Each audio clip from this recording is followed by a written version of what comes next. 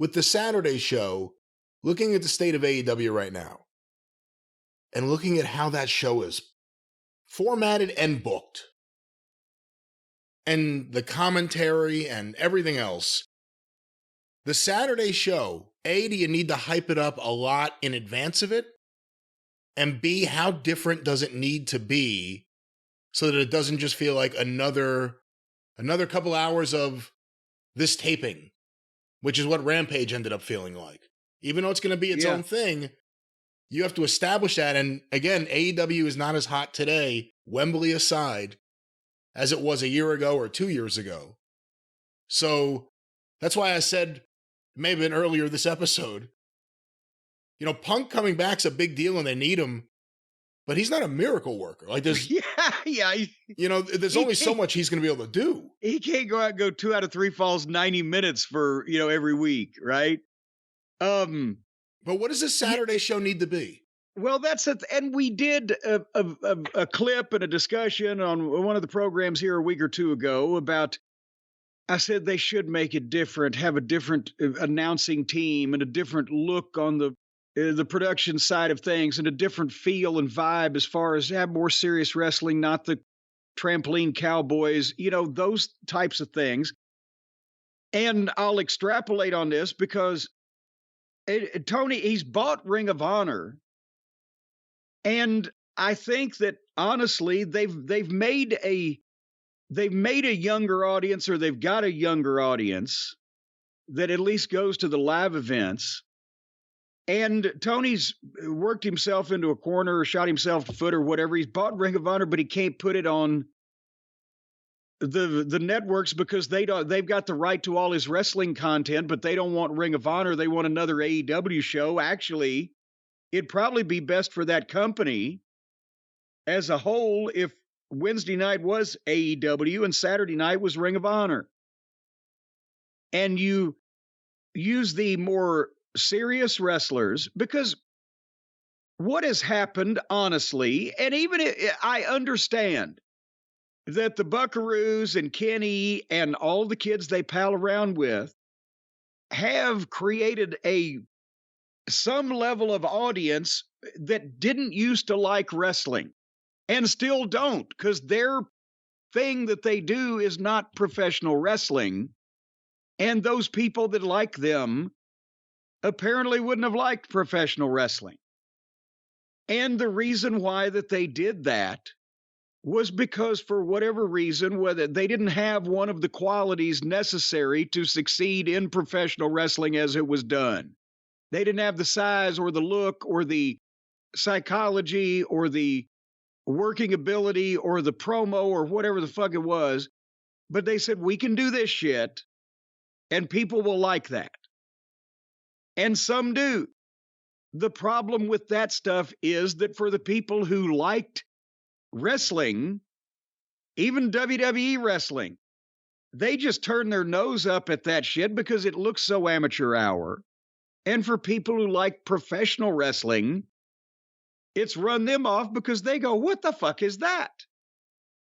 So you can't, and nobody has yet done it, have those two things successfully coexist.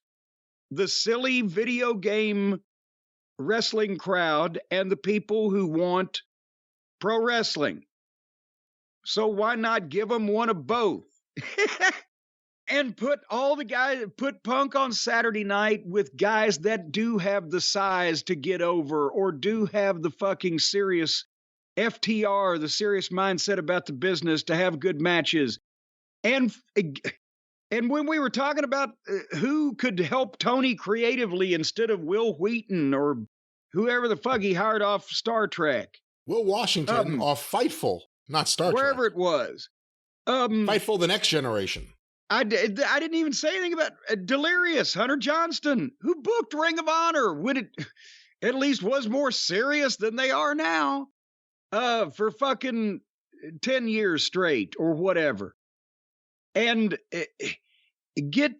make Saturday night the serious wrestling action night. We're going to have matches that actually mean something because we're going to tell you who these people are and why they're mad And it's going to be consistent. If they're mad at somebody this week, they're not going to be fucking kissing and hugging on them next week.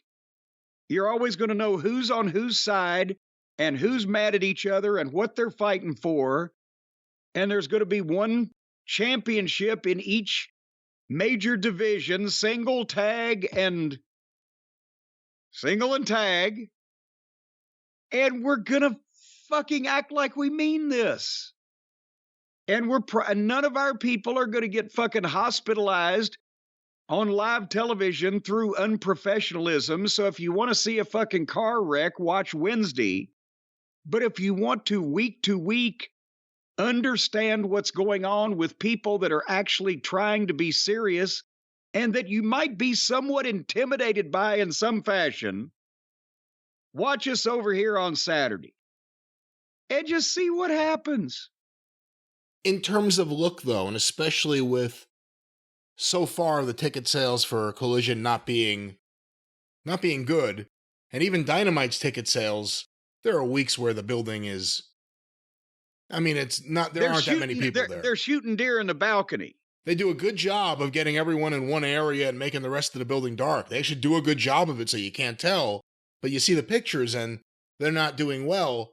So when you have that as a problem, do you just book more buildings similar size, or should they try to do something different? I'm not saying go to studio wrestling just like that, but smaller venues, more intimate venues, no expense on a giant pyro set or anything. Let the guys come through the crowd. Just a different look, but still a professional look. Yeah. And some people will say, well, geez, if they're not having a lot of people, the set and the screen and the stage takes up space, so you don't have to see that there's empty seats and no people. But that's the point is their presentation is trying so hard to show that they have money to spend and to impress the network and to look somewhat like the WWE has indoctrinated people at the wrestling entrance is supposed to look like, that they have to be in a kind of a halfway decent sized building, get all that shit in there. Then they can't fill the rest of it. But remember what looked best of all the recent WWE presentations was Puerto Rico, where they had a building so full they couldn't have a screen, they couldn't have a stage.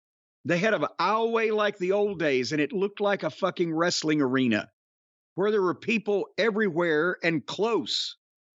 And honestly, you can replicate that in a building that seats 2,000 people. Remember, well, you weren't there at the first one, but I don't know if you were there for any of the Bluegrass Brawls, but... No, I never got to go to the Bluegrass Brawl.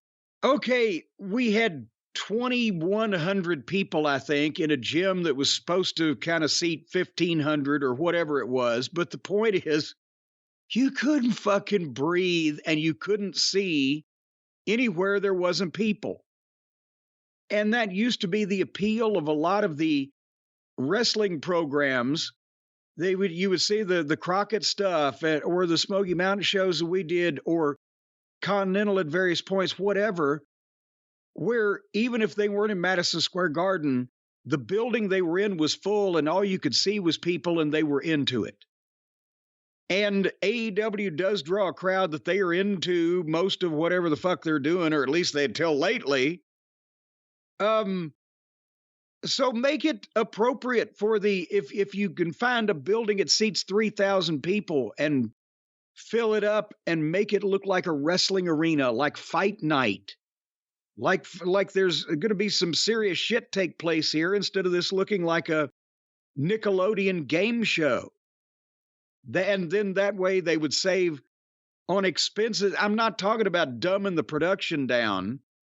I'm talking about taking that giant stage and giant screen and giant entranceway and scaling the size of that down so they come out in the middle of the people and you see their fans that are screaming and holding their signs instead of their...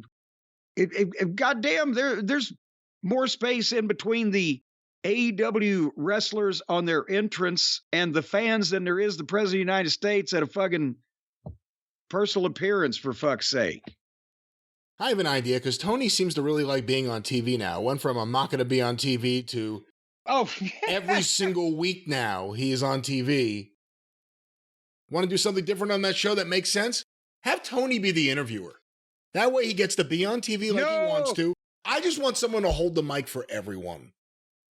No, but I'm glad you said that, because also Tony Khan's announcements in the spaceship, clearly, and this is a positive, and I'm going to say something Khan! No, God damn it. God. Clearly, someone has said something to Tony, and Tony took it on board, as they say across the pond, and Tony listened, and Tony made a correction. Either that, or even better, possibly, Tony has realized on his own something about himself and how he was coming off to people. But one way or another, we're not seeing the hyperactive, foot stomping, jumping up and down, trying to be a hype man and looking like fucking Renfield trying to get through the bars to get at a goddamn juicy tarantula. We're not seeing that Tony Khan that we were seeing live when he came out on the stage, or in the entranceway, or they coaxed him in the ring, or even off camera stuff or whatever. And we're not seeing the obviously live announcement where they put him in front of a camera and he just wind himself up to the point where he repeated himself over and over. This is two things here. And I'm sorry, but I've been on or in television for 40 fucking years. So just take this opinion and consider it. From that announcement and the last one or two that he's made, someone has both said, Tony, we're going to write this out for you and we're going to put it on the teleprompter, and you're going to be able to read this. We can turn it at the speed that we believe that you should be going. And also what we want you to do is we want you to slow down your natural pattern of speech so you're not quite as excited and hectic, and deliver it at kind of this pace. And that's why he's in front of a green screen. They're putting that background in all seriousness. Now we've had the fun with the spaceship and everything, because he's in front of a teleprompter. He's written it, or they've written it for him, but they're controlling the pace that he reads it so that he comes off in a more comfortable and professional fashion.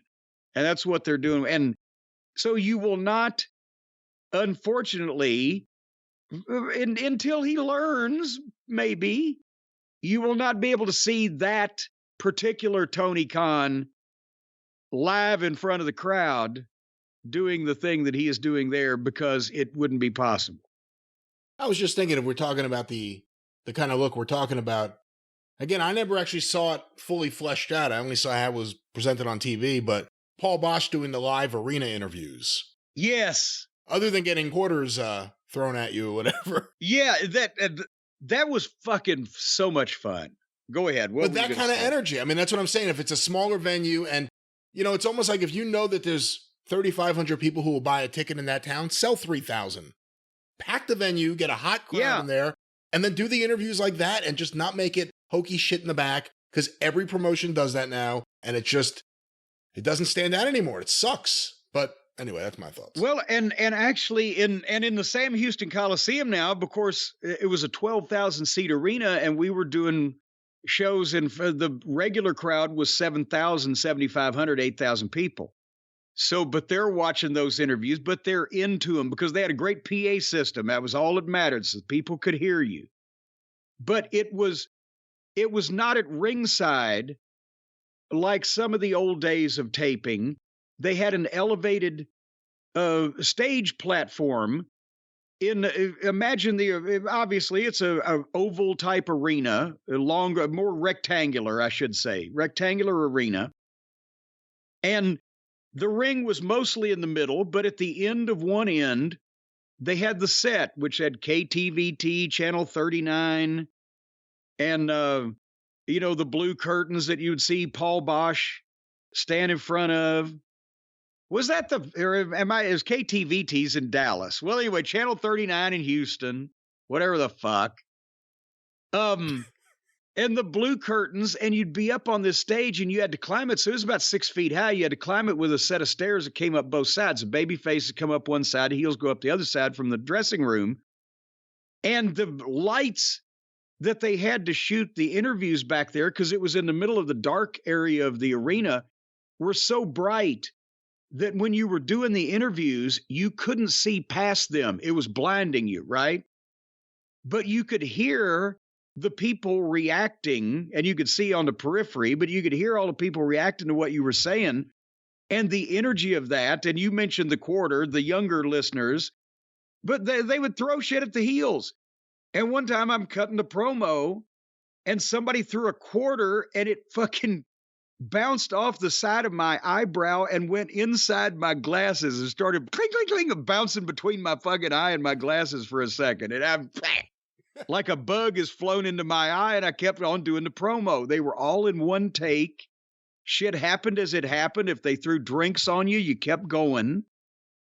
And because the platform was raised, but the people on the floor seats and ringside were right down below you, they were screaming up at you, right? So that was a really energy-filled look, and they were looking up at you. There were pictures of superstar Billy Graham on that stage in Houston doing the pose with people's hands reaching up like giving him the finger. So that is another way they could transform the look. Instead of having everybody do them in the ring with their own microphones like they've been given a chance to read for a part in a play, have the interviewer be the guy arguing with them like Paul Bosch was. How dare you do that, Cornette? Well, the old man had it coming. Mr. Wrestling 2, disguising his identity, hiding his face out of shame for all the criminal actions he's undertaken. And Paul Bosch could say, that is not true. In fact, as a matter of fact, he's a fine man. Well, I don't agree, Paul Bosch. Some type of goddamn conflict.